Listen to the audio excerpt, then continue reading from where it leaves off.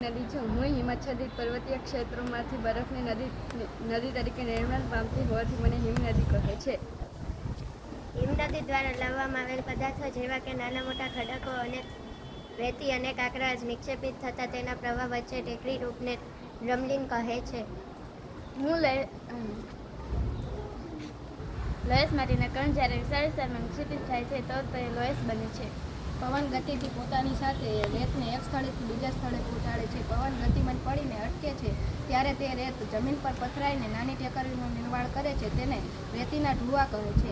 હું સ્ટેક છું. સમુદ્રી ગુફા મોટા થતા માત્ર છત જ રહે છે. સતત ઘસરાઈને તે દિવાલને પણ તોડી નાખે છે. ફક્ત દિવાલો જ વધે છે. દિવાલો જેવા ભૂસ્વરૂપને સ્ટેક કહે છે.